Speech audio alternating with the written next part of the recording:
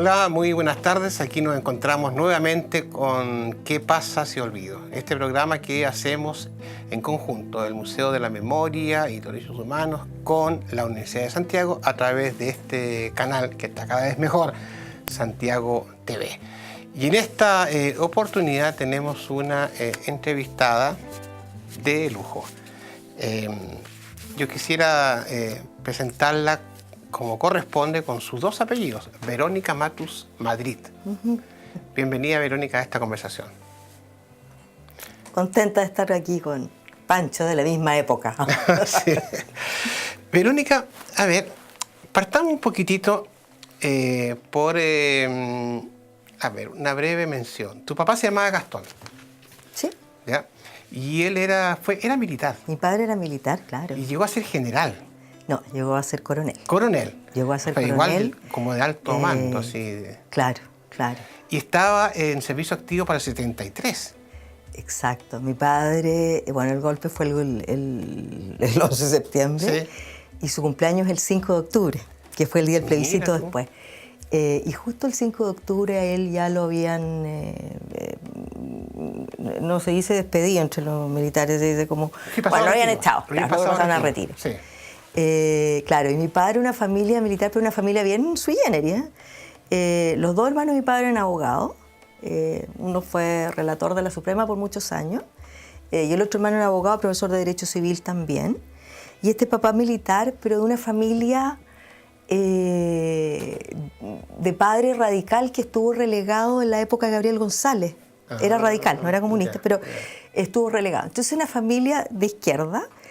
Y de una mamá, de un señor, bueno, mi familia Madrid, digamos, así como clase media acomodada, chilena, qué sé yo. Bastante católica. Mi padre era una familia atea, por ejemplo. Ya. Y a mí casi en esa época me daba como, o sea, estas cosas así como mi papá contaba que él se había bautizado, casado, todo para casarse, digamos. Y había hecho todos los sacramentos en un día. Entonces, bueno, y ser... Él era cercano a Prat, ¿no? Bueno, mi padre, en esa época, nosotros vivíamos en Isabel la Católica con Américo Vespucio y el comandante en jefe vivía en una calle como por ahí por Presidente Riesco. Y yo recuerdo a mi papá diciéndole a mi mamá, hoy día nosotros vamos a apoyar a Prats. A mi general Prats, porque ellos no hablan así, claro. Sí, claro. A mi general Prats, claro. Y, él fue siempre allendista, por ejemplo, votaba por Allende, y es hijo de familia... Y bueno, sus amigos más cercanos después, yo creo que mi papá se deprimió muchísimo de ver lo que había pasado. Sí. O sea, yo recuerdo que regresó el 11, fue el golpe, fue martes, el jueves. ¿Te acordás que tenían como unas tortuguitas, unas cosas así? Sí. Y él llega a la casa con el uniforme, mi hermana era muy amiga de... la Patricia Matus, que es hija de Carlos Matus, que no somos parientes, pero eran muy cercanos. Y entonces entra mi papá con esta cosa así, el auto venía como con balas. Y había pasado, esos días en el Ministerio de Defensa. Y mi hermana le dice, ¿qué pasó con el papá de la Pati? Y mi papá se sienta así. Y nosotros nunca habíamos visto a mi papá así como de su uniforme, qué sé yo, porque era bien sui generis, en tendencia, partía, por lo tanto tampoco era así como... Era bien especial. Mi papá un tipo amante de la historia, lector, qué sé yo. No era el... Bueno, y entonces dice, esto es serio, va a ser largo, es muy duro. He visto actuar a los soldados chilenos, porque habían visto cómo habían llegado desde La Moneda. Parece que saquearon después del incendio, qué sé yo. Así, sí, pues esa es mi parte. En el Museo de la Memoria hay como una suerte de memorial dedicado al general Prats. Y él escribió en su diario de vida, el 11 de septiembre, un poco parecido a lo que tú me estás contando que tu papá dijo. O sea, el impacto, dice, de ver a sus compañeros de armas haciendo lo que era, lo que no se podía hacer. Haber pasado a llevar los derechos humanos de sus compatriotas. Claro. Y hablemos también de Julia Madrid. Mi madre. Tu madre. Sí. ¿Cómo era ella? Dice que que te parece a ti, ¿es cierto eso? Somos bien parecidas. ¿Ya? Mi mamá... ¿Ustedes son de La Serena o de Valparaíso? Ahí me quedo... Mi padre es de Valparaíso, ¿Ya? y, oye, pero francamente esta investigación me suena a otras cosas, ¿no? Mi padre es de Valparaíso, ¿Ya? mi padre, su familia y mi abuela vivían en Playa Ancha y mi mamá eran de Serena. Ah, ya. Y mi mamá, una mujer muy adorable, todavía están vivos los dos, ¿no? Sí, sí. Y mi mamá, yo te diría que una mujer niña. Entonces tiene una cosa así como alegre, ¿Ah, sí? vital, Ya. muy juguetona. Claro. Como querendona, dueña de casa, pero también bien busquilla, una mujer que era muy artista, hacía muchas cosas de Ya. cerámica. Bueno, y yo creo que después, ya con mi historia feminista, digamos, yo pienso que mi mamá, cada vez que quiso estudiar, se embarazaba. Ah, ya. Bueno, y después tiene un último hermano que me acuerdo cuando me contó, mi hermano chico, yo estaba en tercer año de la universidad y me dice, estoy embarazada. No, ¿cómo hace esas cosas de vieja? ¿Cómo va a tener un hijo a estas alturas? ¿No? Ya. Y claro, ¿no? Una mujer muy... Y fíjate que los dos están... Mi papá tiene 90 y tantos, mi mamá está cerca de los 90. Y están, bueno, viejitos y bien deteriorados en un sentido. Pero los dos muy unidos, muy juntos. Tenían Ya. una cosa así como... Qué bueno. Sí, ¿no? Una cosa bonita. ¿Y tú sacaste qué de tu mamá o qué de tu papá? De mi mamá, yo quiero que yo soy juguetona también, me Ya. gusta jugar. Ya. Y de mi papá, fíjate que con los años, yo pienso que mi papá es la libertad para pensar. Ya. Yo me acuerdo que mi papá, antes del golpe, alguna vez en estas cosas dentro del Sí. ejército me contó que lo habían llamado, le habían dicho que yo militaba en la izquierda cristiana, era un partido de izquierda. Sí. Y me acuerdo que me dijo, mire, usted es libre para pensar lo que quiera, no se meta con armas. Entonces, yo ahora pienso que la libertad para pensar no solo te la da la alegría de vivir ni la vitalidad, sino que yo creo que, y como era un tipo muy estudioso, bien tranquilo, fome mi papá en ese sentido, Ya. ¿ah? Pero muy de una familia, imagínate, ateos en esa época. Y eran como muy liberales para pensar. Porque yo veo por el otro lado la familia de mamá como esas familias como más católicas, tradicionales, ¿te fijas? Bonita relación. Bueno, ¿y tú estudiaste, en qué colegio estudiaste tú? Yo estudié, mira, mi mamá yo creo que como jugando me metió como a los 2 años y medio, yo creo, ¿Ya? a unas monjas cuando estábamos en Linares. Ya. Y ahí entré y aprendí a leer, pero después entré al colegio en primera al San Gabriel. San Gabriel. Estudié en el San Ya. Gabriel hasta el año 64, que nos fuimos a Estados Unidos. Mi papá estuvo 2 años en Ya. una misión allá. Y bueno, y después volví al Liceo 13, que hice el sexto... no, volví a la monja alemana. A la monja claro, alemana. y después de estar en un colegio Ya. laico, yo no tenía idea, entrar a las monjas. Fíjate que yo hoy día veo ahí, cuando pienso en mi historia feminista, Sí. lo veo mucho por ese lado. Ya. Porque llegar a las monjas para mí era ver puras mujeres. Y cuando tú yo entré al San Gabriel, entonces tú tenías una cosa como muy de compinche siempre con los hombres. Sí, sí. Claro. Después fui en Tatiana una época. Ah, Y entonces mira. en Schoenstatt todo el rato, imagínate, nos enseñaba el padre Alexander, nos enseñaba marxismo. y en Schoenstatt me acuerdo porque yo alegaba que por qué separaban a los hombres y las mujeres. Pero eso todavía en la época de colegio, ¿no? Claro, cuando entré a la universidad ya no, pues ahí ya Sí. cambié. En la universidad primero, bueno, Pero ese entonces típico tú llegaste mundo... como con una buena formación en inglés y todo eso. ¿Ah? Claro, bueno, el San Gabriel es un colegio de ingleses, pues de los Bolton y qué sé Sí. yo. Entonces sabía, me gustaban los idiomas. Además a mí me estimularon mucho esta cosa de leer. Y el hermano de mi padre, personaje, imagínate que se fue a hacer un doctorado en Derecho Ya. en los años 50, o sea, Derecho a Estados Unidos, no tiene nada que ver. Claro. Entonces siempre tuve como mucho libro en inglés, Ya. mucho estímulo por ese lado de la Ya. lectura. Entonces, claro, o sea, de verdad, sí. Y después entraste a estudiar Derecho en la universidad. entré el año 69. 69. Y entré y un paro largo, me acuerdo, de los trabajadores de la Chile. Y fue el año del tanque... Sí. Del tancazo, Del porque tancazo. el tanquetazo fue en Allende. Sí. Claro, claro. No, el tacnazo. Tacnazo, exacto, tacnazo. Así Sí, de Tacna, sí, regimiento sí, Tacna, claro, sí. claro. Sí. Bueno, y además... Con el general Bió y todo eso, sí. Bueno, imagínate que yo, o sea, mi papá era milico y tenía, yo a los tíos, yo eran los tíos, muchos de estos señores eran los tíos. Ya. Después ahí tuve que ser más restringida la familia. Ya. Y estudiaste Derecho, En la Universidad de Chile pero el Derecho no es muy patriarcal. lo es, pues. Ya. Claro que lo es. ¿Y cómo sobreviviste entonces? Yo ahora pienso, mira, tengo dos memorias. Una de un profesor constitucionalista que le decían el Chancho Valle, conocidísimo después porque era radical Ya. y participó en Ya. el tema de la nueva constitución. Decía, bien señorita, usted piensa como un hombre. No, era bien terrible. ¿sí? Cuando tú lees, por ejemplo, todo lo que decían las chicas de la Católica que hicieron de derecho, ahora en las tomas, hicieron un listado, son exactamente las mismas cosas, misma que te viene a frase. buscar marido.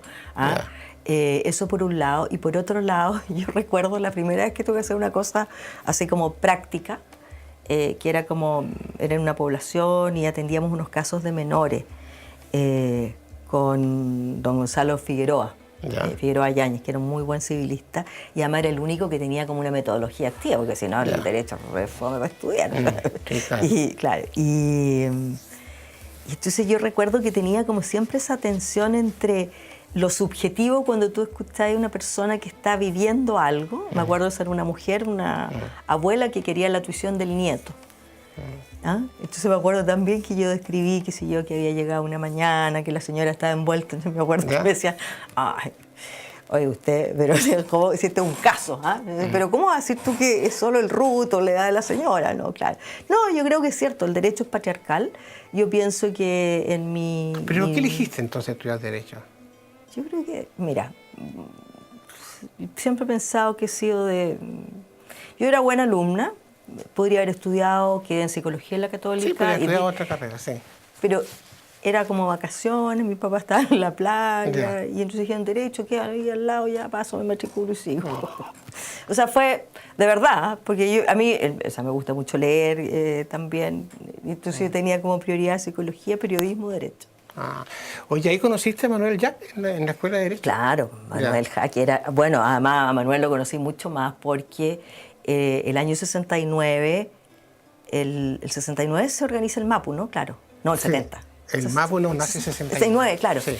Pero a mí yo tenía... Pero él no fue del MAPU. No, pero yo tenía muchos amigos del MAPU de mi curso. Ya. Pero no me atrevía porque, pucha, los comunistas y todas esas campañas de terror que le hacían a uno en aquella época.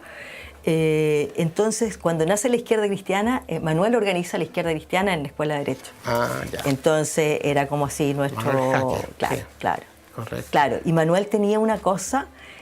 bueno, yo creo que todavía la conserva, que no tenían los políticos de aquella época, que era un tipo capaz como de engarzar muy bien con la subjetividad de los que queríamos militar o de los que estábamos entrando, de las dudas o qué sé yo. Ya lo invitaremos a Manuel en una próxima oportunidad a este programa, pero quería preguntarte, ¿es cierto que tú ya como tempranamente tenías como ciertas conductas rupturistas con la imagen tradicional de los roles de la mujer? O sea, ¿eso ya lo practicabas en la universidad, en el colegio, esto de decir, no, estos roles son tradicionales y yo no los voy a hacer? ¿Es así? Fíjate que, a ver, lo que te puedo contar así, por ejemplo, es de mis sueños. La verdad es que nunca me vi sacando flatitos a guagua, pese a que me encantan los niños, ¿ah? Y mi sobrino, yo soy una buena tía. Un paréntesis ahí, porque dicen que eres una madrina fantástica. Es que tengo una hija fantástica, mira, las cosas son correspondidas. Que hay una anécdota que dice que te han visto llegar como disfrazada de conejo, ¿es verdad eso? ¿Ah? Sí. Es que bueno, yo encuentro que con los niños me gusta relacionarme en el lenguaje de los niños. Entonces, con mi ahijada, a mi ahijada yo creo que le da plancha a esta vieja que hacía estas cosas.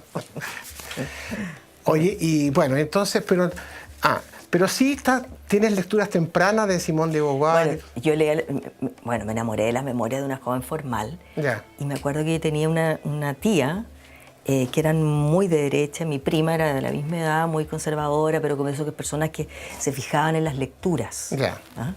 Y me acuerdo que la tía dice que yo tengo lecturas inconvenientes. Y yo había leído las memorias de la joven formal. Ya. Me lo leí de nuevo porque dije no lo entendí. No entendí.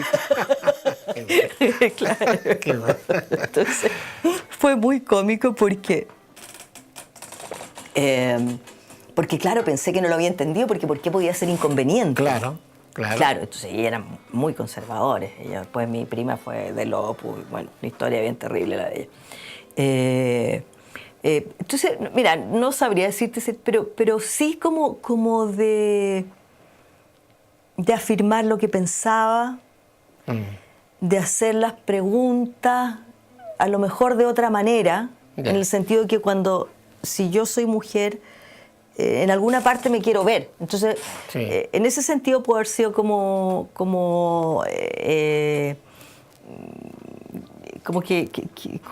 curiosa, qué sé yo, en esa época. ¿Ah? Pero yo no tengo la idea así, nunca me he imaginado así como, tatán, ¿cachai? Yeah. O guau, qué sé yo. Sino que más bien así me imaginaba en la playa con 2 perros grandes y 2 buenos amigos al lado. ¿Ah? Yeah. Algo así. Dime una cosa. ¿Y la relación así con Julieta Kirchhoff, de cuándo es? Tú sabes que yo fui al primer curso que hizo la Sí, así Julieta supe, en que la era- Flaxo, que era- que dio lugar al libro que se llama Feminarios, que está mira. publicado recién ahora, acaban de hacer una segunda publicación. Mira, yo empecé a ir bueno, yo trabajaba en la Vicaría de la Solidaridad, primero en el Comité de Cooperación para la Paz, luego en la Vicaría de la Solidaridad. Y lo que yo veía ahí, y eso sí que fue algo que me radicalizó y me hizo pensar mucho, era que llegaban mujeres. Sí. Porque bueno, los que estaban detenidos, desaparecidos, en esa Sí. época las mujeres eran menos también, Sí. las que participaban activamente en política. Y entonces yo pensaba como todo el tiempo mujeres. Entonces empecé a participar en las actividades del Círculo de Estudios de la Mujer. El Círculo de Estudios de la Mujer fue expulsado de lo que se llamaba la Academia de Humanismo Cristiano en aquella época, porque tenía una boletina. Y allí había un grupo muy bueno de feministas donde estaba la Rosalba Todaro, la Ana María Arteaga, la Irma Herragada, así que me acuerdo en este minuto rápido. Y entonces yo iba a las actividades de ella y entonces estas mujeres cuando vienen y nos expulsan del círculo, imagínate hoy día hablar de esto, me acuerdo que una de ellas me dice, ¿por qué no hablas con Cristian Prest? Claro, hoy día cuando uno mira todo lo que ha pasado con Cristian, y me acuerdo que Cristian fui, por supuesto, y me dijo, mira, la iglesia tiene como 2000 años y no te metas por ese lado. Bueno, entonces ahí la Julieta fue siempre partidaria de un lugar donde hubiese movimiento, porque la producción feminista es acción, es movimiento, es política y es producción teórica también. Entonces, de no separar esto, así como aquí el pensamiento, acá la acción. Sí. Y ahí se crea la morada. ¿Ah? Sí. Pero la morada del 83, claro. Pero volviendo rápido. atrás, cuando yo conozco a las Julietas en el círculo, y entonces yo estoy en la vicaría, y se me ocurre hacer un taller. Ya. Un taller que tenía como docente a la Julieta, porque yo creo que, porque bueno, en esa época el movimiento era muy plural también. Sí. Había mujeres profesionales, mujeres de sectores populares, ollas comunes, todas esas organizaciones, y mujeres políticas. Entonces, a mí se me ocurrió, y la Julieta me dijo, sí, claro, y la Julieta era súper seria, ya que ahora los lunes de 3 a 4, y que estaba ahí, qué sé yo. Y la otra persona que estaba ahí era la Lola Betancourt, una psicóloga.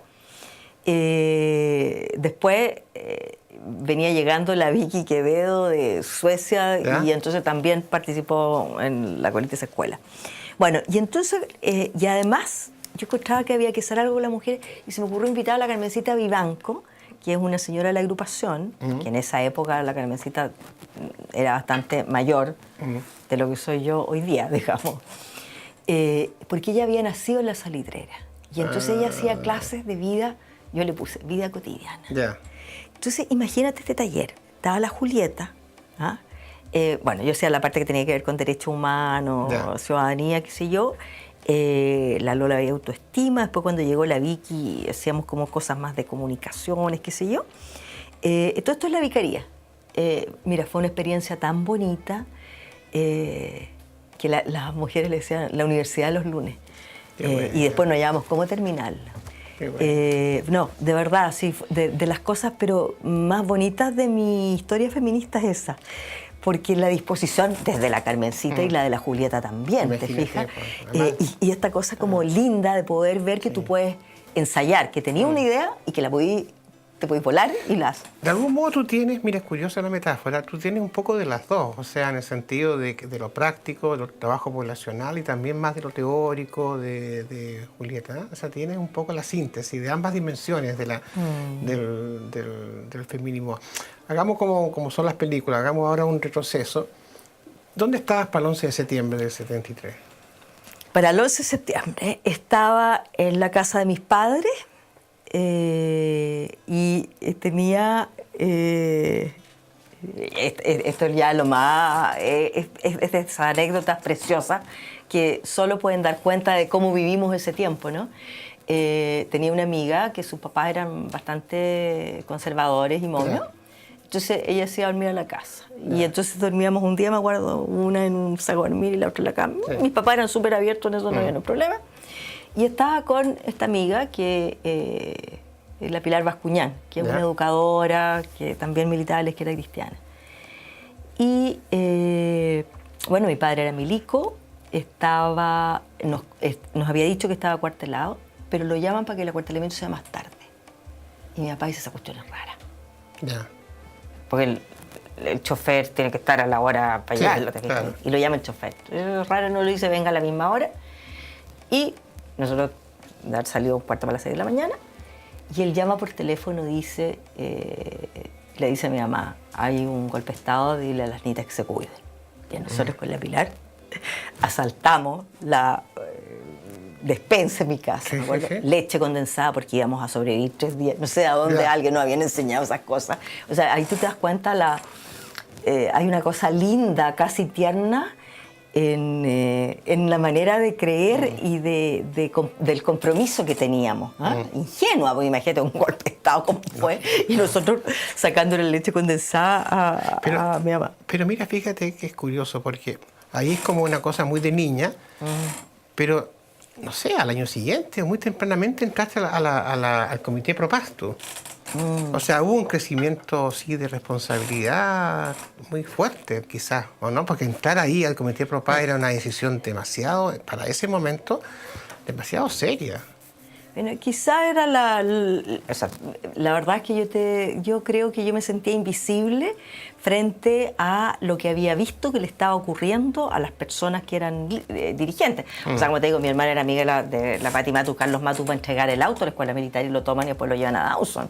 Entonces, saber eso a los 3 días, ¿te fijas? Era como del golpe. Pero yo llegué al Comité para la Paz por un cura, que era el cura del barrio de San Pedro, de la parroquia de San Pedro, que se llamaba Juan Cerón, que después se casó. Y él era amigo de mis papás. Oye, pero esto es como contar así la vida personal. Yo pensé que bueno. Y Juan... ¿Quieres que te hable más de la teoría feminista? No. ¿Y cómo se llama? Y Juan Cerón va a la casa un día que yo vuelvo de la universidad y había visto a la gente en la escuela de Derecho, que hay una gran escalera, haciendo cola. Y yo pregunto, ¿para qué es la cola? Era para delatar. Y entonces yo me acuerdo que salí y me puse a llorar. Y mis compañeros, mis amigos de derecha y mis amigos de izquierda me decían, Verónica, no hagas escándalo. Entonces llegó a la casa y este cura había ido a preguntar por mi papá y cómo estábamos. Ya la escuela estaba abierta, como te digo, porque ya pasaba, y yo me largo a llorar. Y entonces él me dice, anda a esta dirección, yo creo que te va a interesar. Y esto suponte tú que puede ser un martes, entonces parto el miércoles. Y me acuerdo que pasaban los troles por la esquina de mi casa. Y tomo el trole. Los troles, ya. Y en Providencia se sube una compañera de universidad también. y que era izquierda, y le cuento, oye, ¿por qué no me acompañáis ahí que este cura es buena persona? Vamos a ver de qué se trata. Ya. Y llegamos al Comité para la Paz. Santa Mónica 2338. Sí. Y me acuerdo el director, no me acuerdo cuál era el director ejecutivo, haber sido, no sé, el secretario ejecutivo era Fernando Sala, un cura jesuita, fantástico. Y me dice, me explica lo que están haciendo. Yo había visto lo que pasaba en la universidad. Y me dice, ¿estás dispuesta? Sí, claro. Y ahí empecé a ir. Y me acuerdo que eso debe haber sido como el día siguiente del cumpleaños, debe haber sido como el 5 o 6 de octubre. Éramos poquitos. Inmediatamente, son días después de... Claro. Por eso es tan rápido el salto de estar ahí con la leche condensada a estar ahora defendiendo derechos. Porque sí empezaste a defender. La verdad es que yo creo que cuando yo llegué al Comité para la Paz no sabía que eso se llama... O sea, yo había estudiado Derecho, pero nosotros no estudiábamos Derechos Humanos, estudiábamos Derecho Internacional. Y yo cuando llego al comité... lo que tratamos era de averiguar a dónde estaba la gente. Entonces yo me acuerdo, entre mentiras, verdad, coqueteos, como fuera, salíamos con los nombres para saber cómo se llama, dónde estaba, para seguirles la pista, los rastros. Entonces yo creo que en el Comité para la Paz, yo creo que nosotros no sé, yo tengo la sensación, o yo puedo haber sido bien gansa también, que no hablábamos de derecho, o sea, hablábamos de lo horrendo que estaba pasando y que había que hacer algo. Era como esa la gran motivación.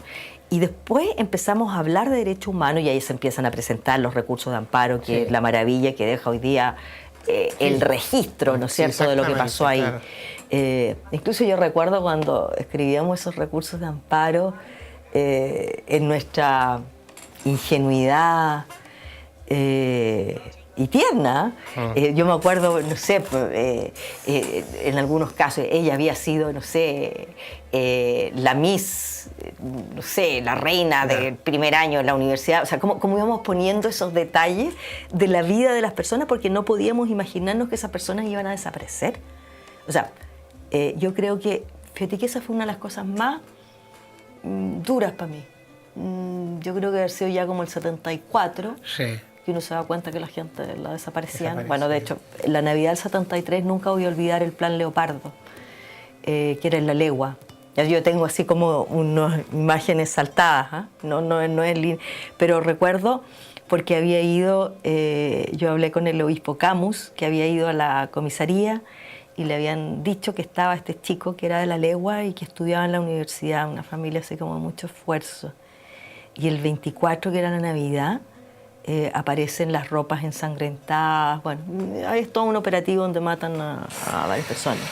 Entonces, yo creo que íbamos aprendiendo de lo que iba pasando, ¿no? Verónica, también te dicen Vera, ¿o no? Sí. Ya.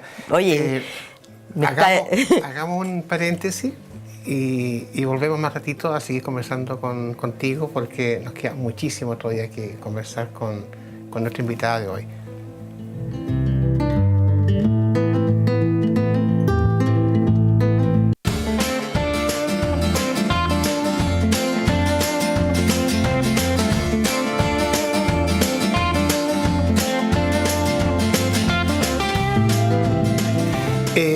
Bueno, volvemos a la segunda parte de esta conversación y quisiéramos entonces preguntarte cómo se va construyendo el inicio de tu opción por el feminismo. Eso me interesa mucho.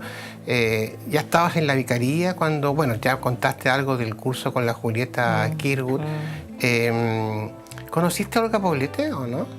Sí, ¿ya? Además que es increíble porque esta señora Olguita Poblete era una hormiguita. Tú decías, se necesita una casa para esconder a alguien y en la tarde estaba entonces le dábamos tareas para que no, porque era muy aplicada. Ignorante absoluta yo y de quién era la Olguita Poblete. Sí. Porque ella vivía por ahí cerca, vivía como en Juan Moya, recuerdo. Y siempre colaborando, porque ella armó inmediatamente, había este grupo que después yo creo que son las mujeres de Ñuñoa, después en el tiempo.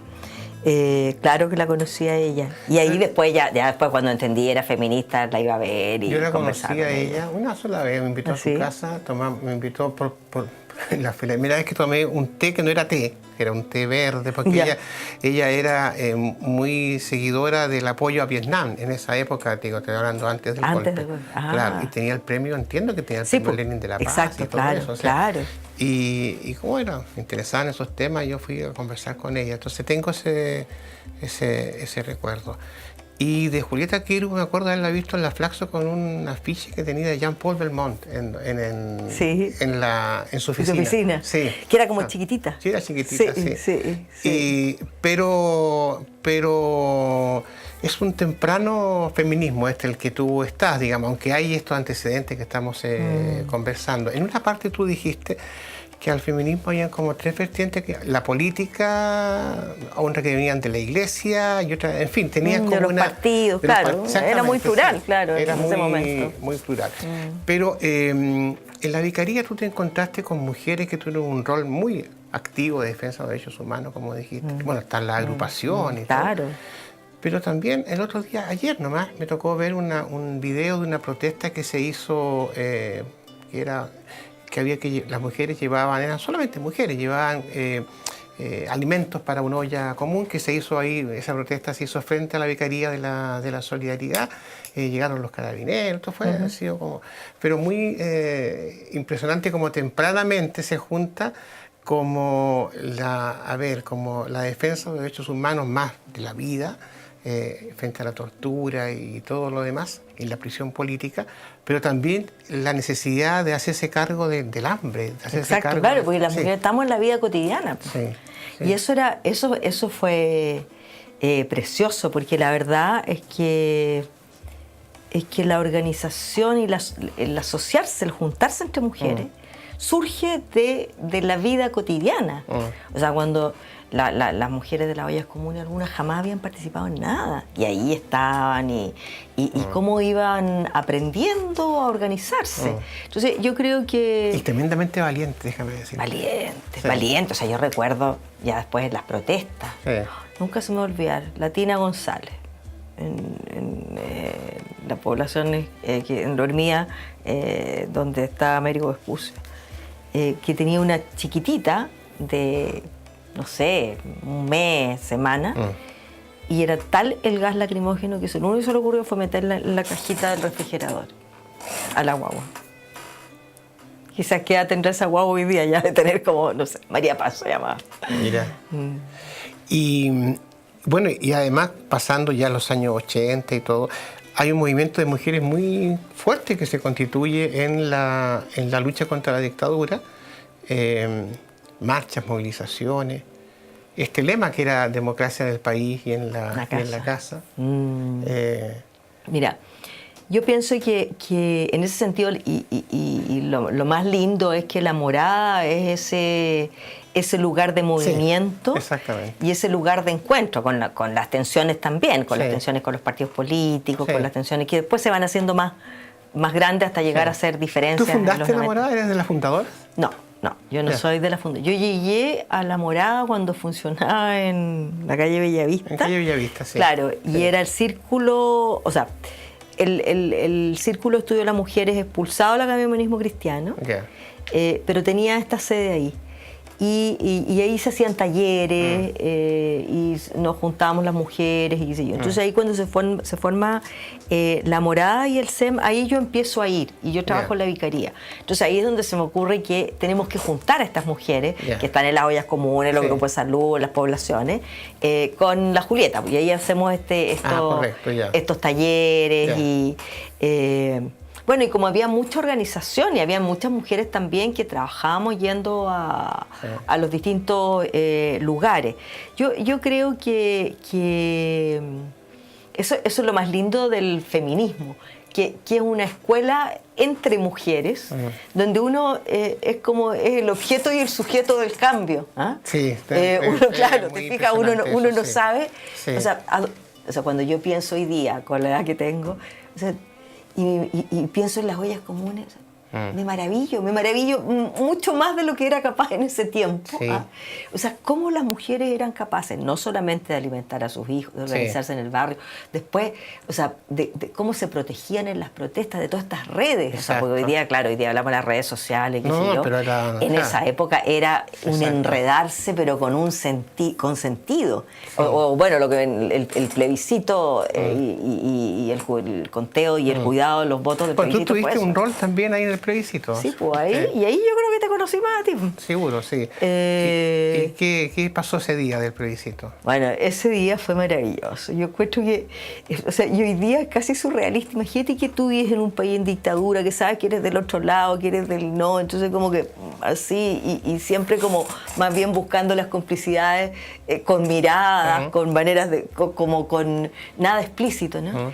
Y ese día levantarse a las 5 de la mañana y sentirte legítima. Y caminar por la calle y era yo, ¿cachai? Y llegar y saludar al milico y decir, ¿cómo está, comandante, coronel? No sé lo que sería. Claro. Yo soy la apoderada del no. Te juro que yo creo que de verdad es de los momentos más lindos. Y como te decía, o sea, cuando yo leía a las Hannah Arendt, y hablaba de la felicidad pública, yo decía, ¿qué es lo que será eso? Y yo creo que es cuando se junta la biografía, son esos puntos de la historia así. Y yo creo que no solamente es lo que me pasó a mí, le pasó eso a muchas mujeres. O sea, yo recuerdo las mujeres que estaban en el local, que habíamos hecho el proceso de aprendizaje juntas, qué sé yo. Yo me acuerdo cuando me iba a pasear por las mesas, entonces me decían, Perito, la vieja de la UDI me dio un sándwich, o la vieja facha, no sé qué. Entonces era como que la convivencia volvía, era como una especie como de aroma, ¿me entendí? Era como un ensayo o como una de algo de lo que podía ser esta democracia. Y me acuerdo que, ¿cómo se llama? Hay una cosa muy linda de la hija de un señor que... de un ex mío, que dice, yo ahora no voy más al colegio. ¿Y por qué no voy más al colegio? Porque llegó la democracia. O sea, ¿cómo estaba cargada, cómo la cargaríamos de la posibilidad de desarrollar nuestros deseos, te fijas? Que una chiquitita podía entender. Imagínate, eso así. Precioso el cuento. Claro. Dime una cosa, pero sin embargo, tú has dicho de que ese movimiento de mujeres que tuvo tanta importancia en la lucha contra la dictadura, no significó como obtención de poder, o sea, conquista de poder o desarrollo del poder de las mujeres ya después Claro, yo creo que en ese sentido, cuando hablamos de feminismo tiene que ver con libertad de las mujeres, pero es una libertad que no solamente, o participación o poder, que no solamente está referido a participar en lo público. O sea, no es solo que la mujer se empodera porque participa en lo público. La mujer se empodera porque es capaz de nombrarse a sí misma, de vivir como quiere, de construir, de pararse en el mundo desde una libertad. Y en eso yo creo que la vuelta a la democracia, con las características que tenía la transición, que no era tan democrática en un sentido, o sea, las mujeres, o sea, la ola nos pasó por arriba, por el lado, por cualquier parte, ¿no? O sea, nunca fuimos sujetos de eso. Y en ese sentido cumplimos un rol muy femenino, como de retaguardia, de crear las condiciones. O sea, pero cuando tú miras el proceso real, o sea, cuando uno mira las protestas, cuando uno mira toda la organización que se generó para el plebiscito, las mujeres fueron lo más activas que hay. Claro. ¿Y qué es lo que ocurre en el 90? Por ejemplo, o sea, mujeres que eran líderes, que habían generado organizaciones propias en las poblaciones. Y entonces vienen los alcaldes y ponen casas de la mujer, en vez de fortalecer lo que había. Y ahí yo creo que había miedo, yo creo que había temor en esta transición. Y además muy conservadora, y ahí habría que hablar de la izquierda. O sea, yo veo nuestros compañeros y nuestros próceres en el ámbito de la izquierda, de los derechos humanos, muy democráticos. La verdad es que muchos de ellos todavía siguen viendo el feminismo como una cosa un poquito loca y de mujeres. ¿ah? Y no entender este tremendo potencial, porque el potencial más grande de las mujeres precisamente que se van a parar desde ser mujeres. Desde su cuerpo. Exacto, del cuerpo. Pero todas esas cosas están separadas. Bueno, ahí hay una cosa muy linda en la época de cuando toman a Pinochet preso en Londres. En Londres, sí. Estamos conversando en La Morada y una compañera dice, oye, ¿por qué no van las señoras de la agrupación? Sí. ¿Y por qué no van las señoras de la agrupación? Porque no tienen plata, pues. Sí. Juntemos la plata. Y ahí sacamos plata entre las mujeres, las feministas, qué sé yo, y partió la Sola Sierra y Hernán Montalegre. Sí. Ahora, gracias a las feministas. Eso no está registrado ninguna... ni en el Museo de la Memoria. Sí, sí, es verdad, es un tema.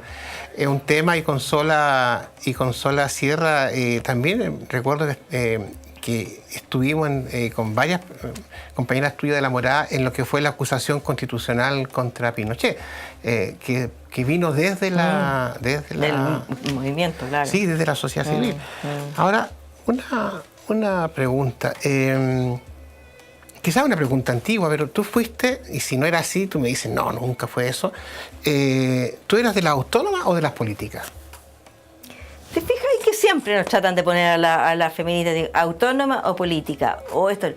Una de las cosas maravillosas del feminismo es que todo lo que sea bipolar lo detesta. Tú te estás revelando con lo que llamas la lógica binaria. Exacto. Si yo claro, sé, yo todo eso. Lo que sea eso. Entonces no, pero nosotros somos autónomas y somos muy políticas. El punto es que la autonomía y la política del feminismo no es aquella que la clase política le parecía deseable. ¿Ah? O sea, yo, y esto fue en el caso de La Morada tenemos tremendas discusiones sobre la autonomía y la política. Sí, bueno, se me acuerda haber estado en algunas discusiones, la Maguita Pizano tenía una posición distinta, que se iba a la Valdés, no sé, esa discusión existía, era real, pero tú dices que es una discusión... Eso no es claro. O sea, yo creo que es una discusión que está puesta desde la otra mirada, que es la mirada de que distingue lo público y lo privado. Yeah. O sea, las feministas tenemos que transitar.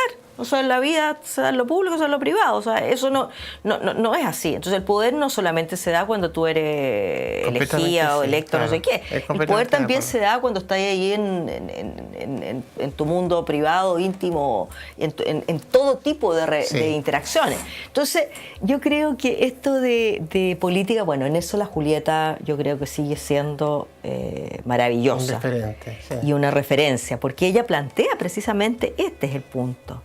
Y uno lo ve, o sea, hoy día, ahora, yo creo que hoy día, cuando uno mira, por ejemplo, el Frente Amplio, y ve a las chicas más jóvenes, hoy día están estos frentes de género en Revolución Democrática, tú ves que los jóvenes también los hombres están ahí, están participando con las chicas, pero es algo que todavía no se resuelve, en el sentido de que yo veía, por ejemplo, ahora en las tomas feministas, que estuvimos muy cercanas en muchas en La Morada, los dirigentes del centro alumno, reunión de mujeres, y los tipos así como, no, pues el poder está acá, nosotros somos la autoridad legítima, y esta ¿qué son? ¿Ah?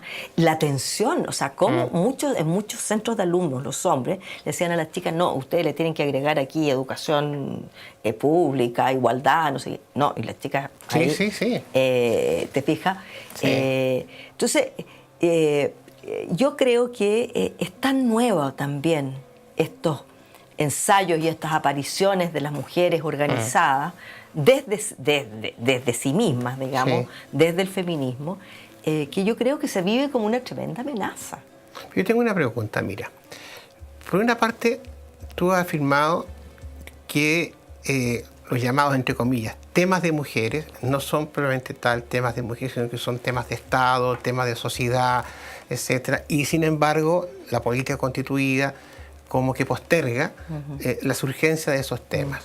Dice, bueno, los temas de mujeres son temas del poder y son temas del conjunto de la sociedad.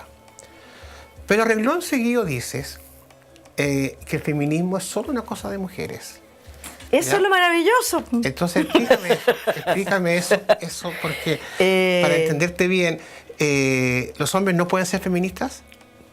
Yo creo que los hombres pueden ser lo que ellos quieren, o sea, existe libertad para los hombres, pero el feminismo como movimiento como desarrollo, qué sé yo creo que tiene que ver con las mujeres. ¿Ah? Y yo creo que hoy día con las mujeres y quienes se sienten mujeres, con la diferencia sexual. ¿Pero es político ¿Ah? o biológico? ¿Hay que ser mujer para ser feminista?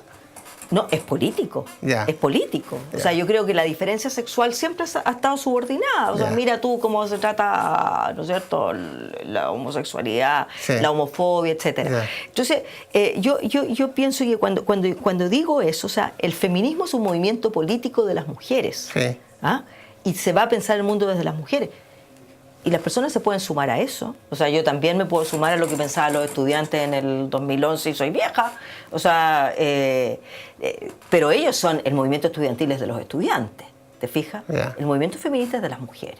Yeah. Y de aquellos diferencias sexuales que, ¿cómo se llama?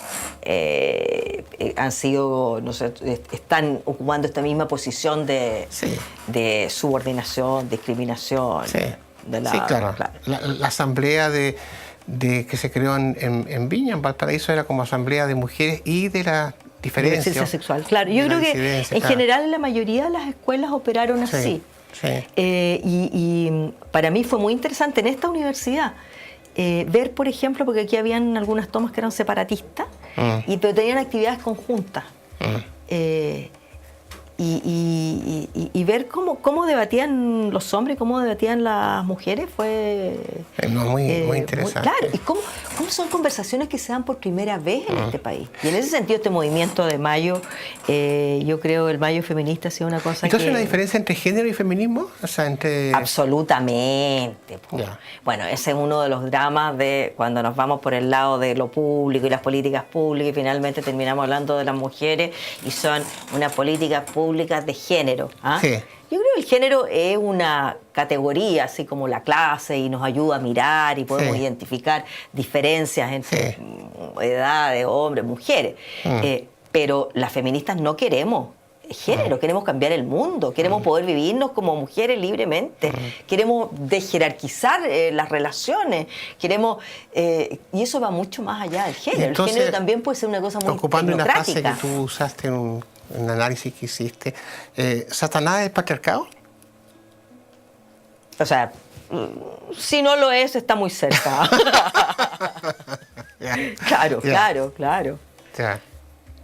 Y en algún momento tú estabas también interesada en el tema de que había una cierta tendencia a encerrarse y a no relacionarse con la sociedad del punto de vista de los cuestionamientos al orden político y social. Pero ahí yo quiero más bien llevarte una pregunta, porque, bueno, hablamos de cuando nuestra amiga Sola Sierra fue a Londres a atacar, a cuestionar y a apoyar el movimiento de solidaridad contra Pinochet. Pero otra mujer fue a visitar a Pinochet, Margaret Thatcher. ¿Ya? Y ahí uno ve, ¿no es cierto?,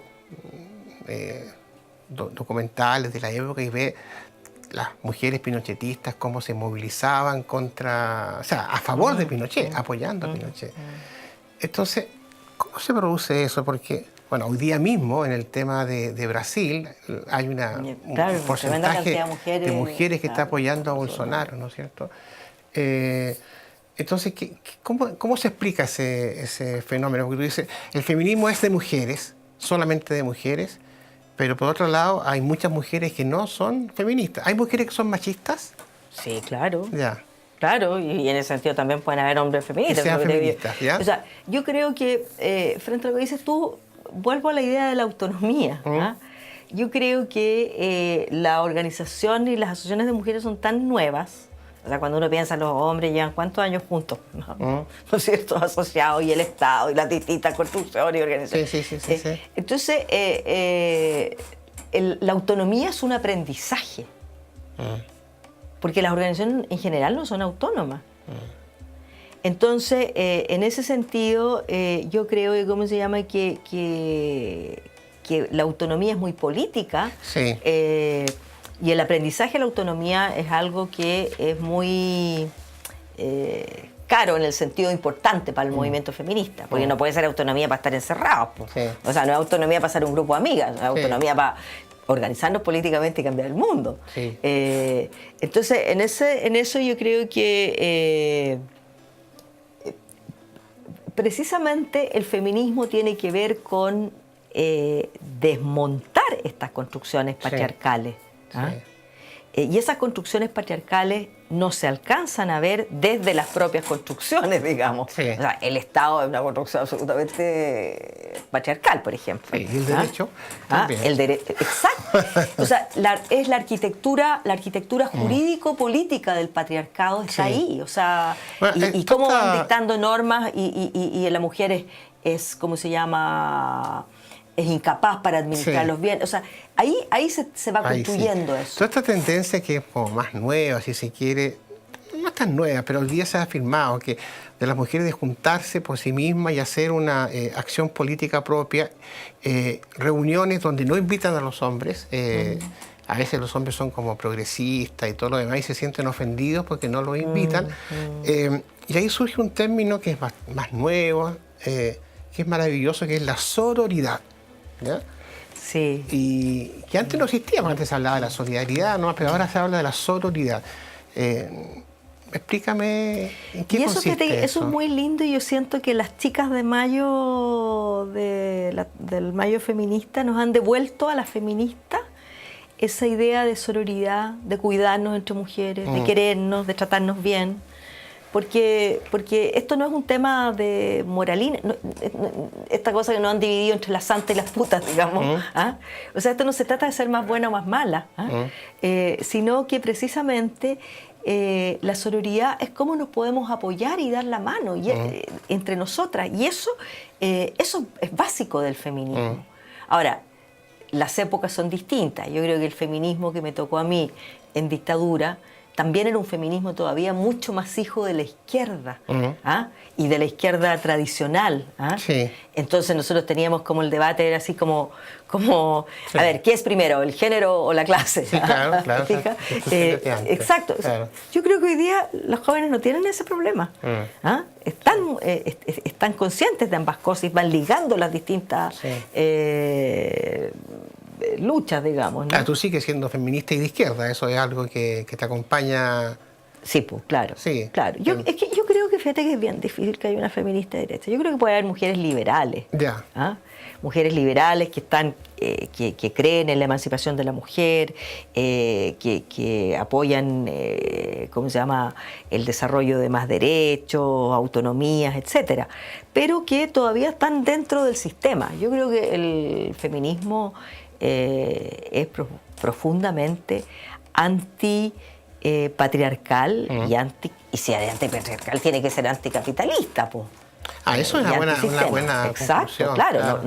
No podemos separar eso. Sí. O sea, es el patriarcado es precisamente una apropiación y una expropiación, ¿no es cierto?, del poder o de la posibilidad de acción de las mujeres. Quiero contarte algo que tú ya sabes, pero voy a contarle a quienes nos ven que se ha abierto en el museo una línea programática que se llama Memoria y Feminismo. Y se hizo un convenio entre el museo y la Morada. ¿Tú cómo ves ese diálogo entre memoria y feminismo? Bueno, o sea, primero yo creo que es una posibilidad maravillosa, es una invitación a crear algo nuevo, porque la memoria de las mujeres es muy frágil porque no está. O sea, las instituciones no ponen memoria de las mujeres. Otra cosa es que pongan a mujeres en la memoria. O sea, ponemos calles con nombre mujer, no sé, te fijo. Pero es un tremendo desafío el poner en un registro feminista la memoria. Porque las mujeres hemos estado ahí en la vida cotidiana y eso es como que tú vas manteniendo el presente. Entonces hay poca memoria de eso. Y en ese sentido uno lo ve... yo como ex trabajadora de la vicaría y cuando conversamos a veces en el museo de la memoria, por ejemplo, o sea, todavía no se ha hablado nada de lo que hicieron las mujeres, ni en el Comité de la Paz ni en la vicaría.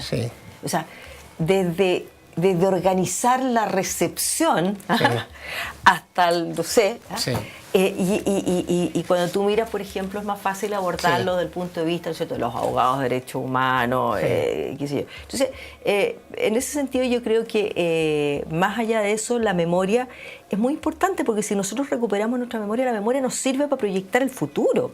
O sea, no es esta memoria no es la memoria